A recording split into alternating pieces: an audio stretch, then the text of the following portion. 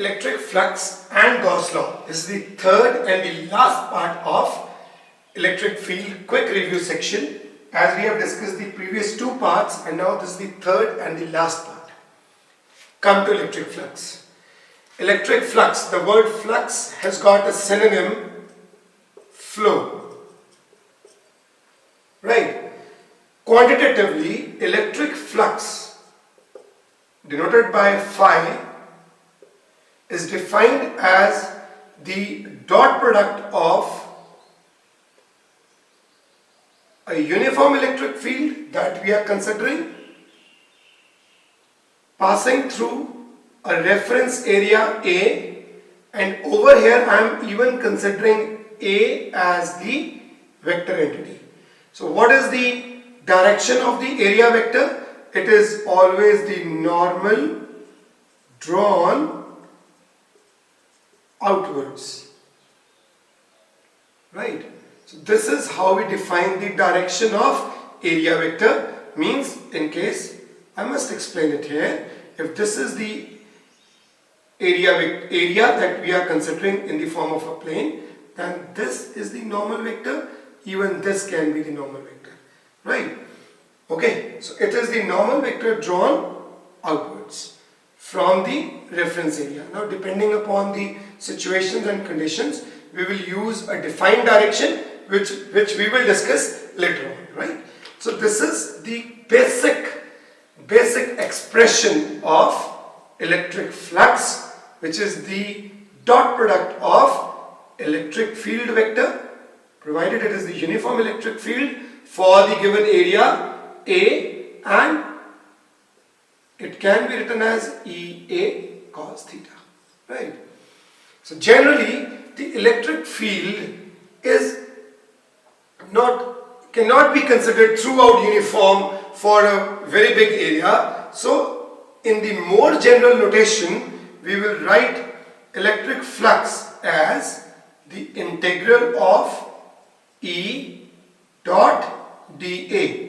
Means we will consider that E is uniform for a very small area dA, and for such small areas, if I am going to integrate these elements, we will get the total electric flux. And see, from this very discussion, it is quite clear, quite obvious that phi is a scalar quantity.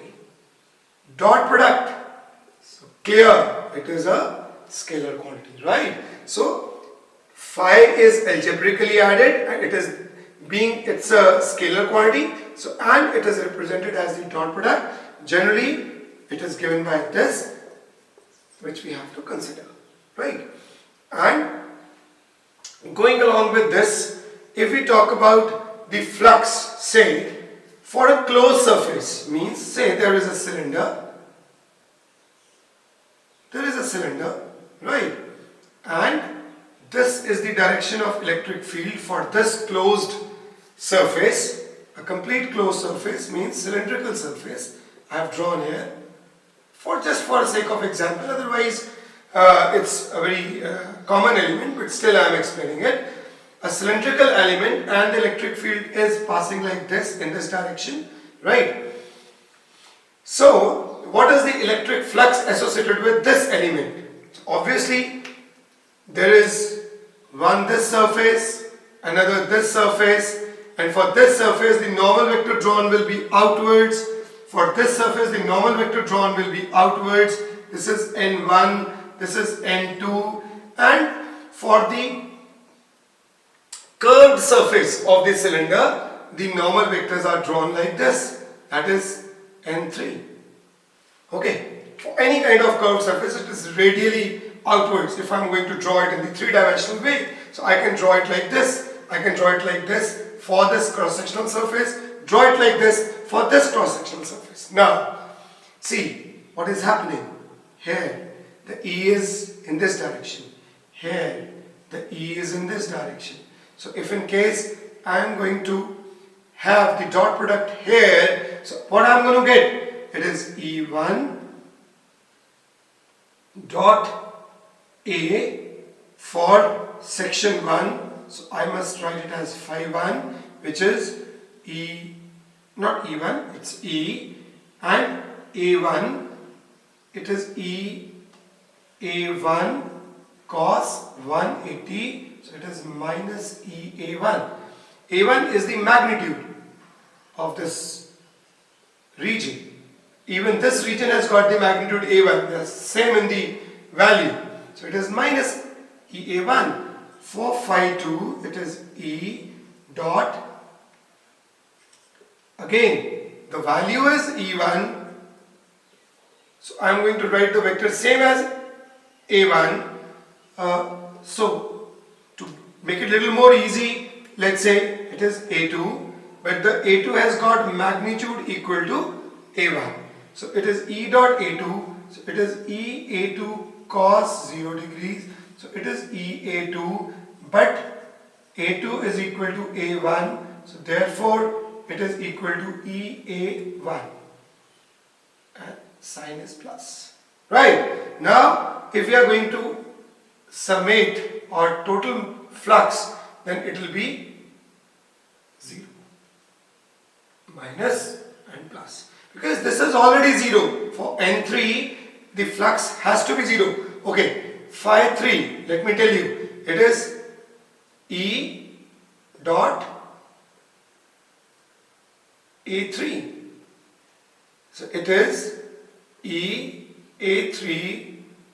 What is the value of theta now? Cos 90. And what is cos 90? Always 0.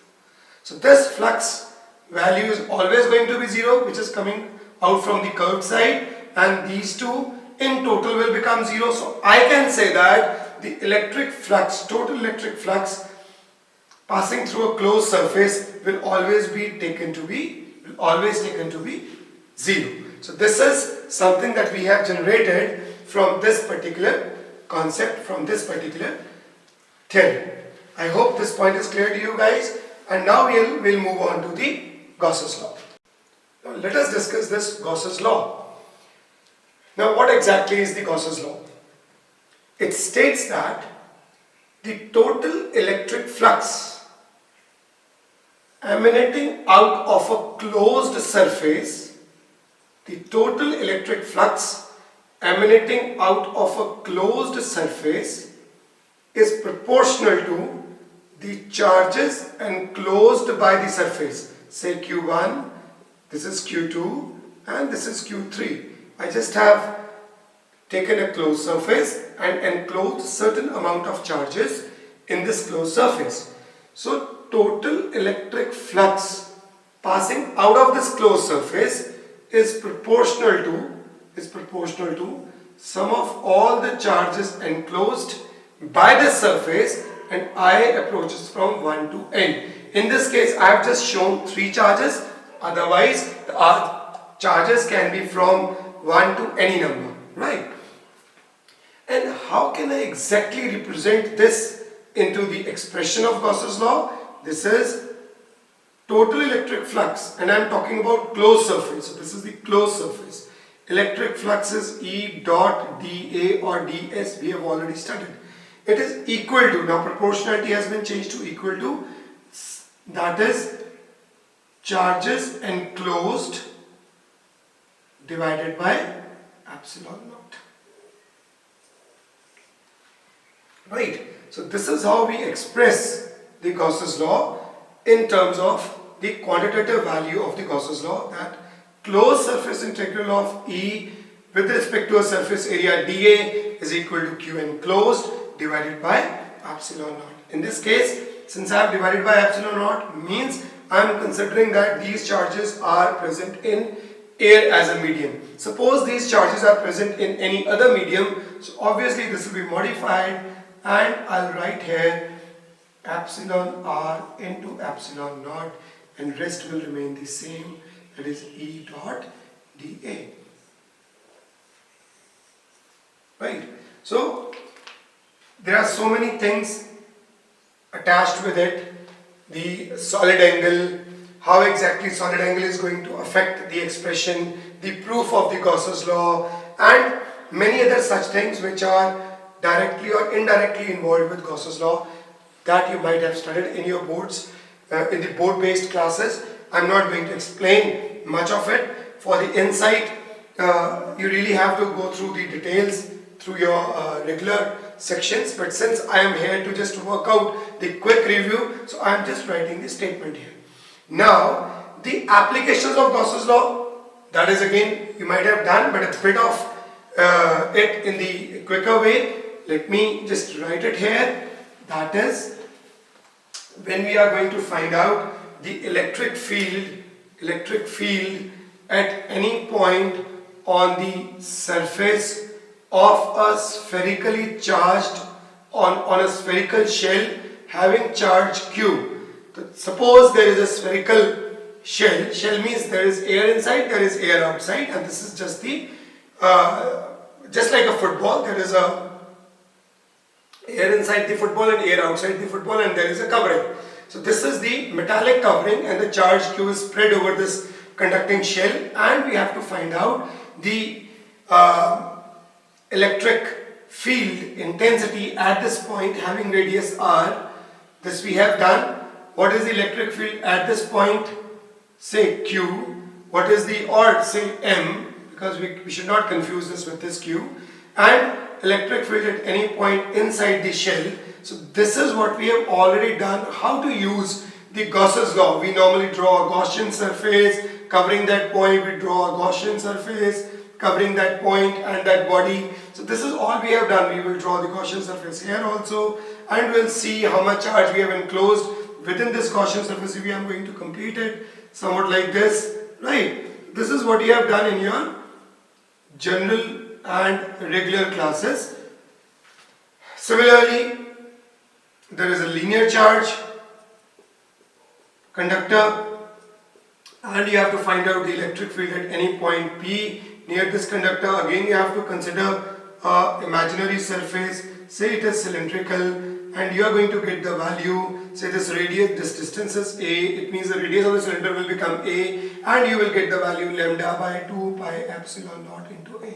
If you might have remembered, in one of the part I was doing it on the general basis, where I have stated that if there is any wire with these ends like X and Y, and the point is P at a distance A, and what is the electric field at this point P. So I have stated that there are two components, EX and EY.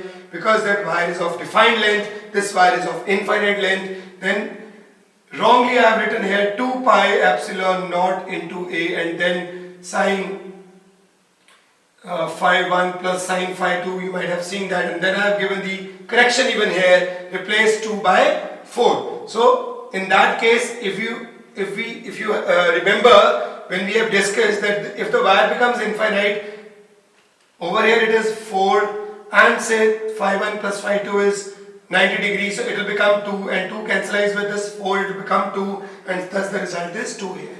Fine. So just to give you the idea that there I have done something wrong. I have wrongly put 2 here, because back of mind quickly when we talk about these kind of expressions of Gauss law goes into mind, and I have accidentally put here 2, but it was 4, right? And that correction I have already given in that video. So this is all about the electric flux when we consider the electric field intensity when we consider the infinite wire. Then there is a sheet, right? And for this sheet, we have done the we have got the value of electric field intensity at a point near it as sigma by 2 epsilon naught, a thin sheet, and then you have dealt about a thick sheet, conducting sheet, isolated sheet with this charges, like say if I'm going to draw it like this, this will become a thick sheet. This surface will be having a positive charge, and the back surface is also going to have a positive charge, and at that point of time the electric field near this thick sheet will become sigma by epsilon naught. Even this you might have done. So all these things that we are normally doing in the Gauss's law, considering the spherical shell, considering the infinitely long straight charged conductor having linear charge density sigma, considering the sheet having the surface charge density linear charge density lambda and surface charge density sigma, that is the third element. This all we have done in the very basic classes of the Gauss's law, and the applications are very symptomatic.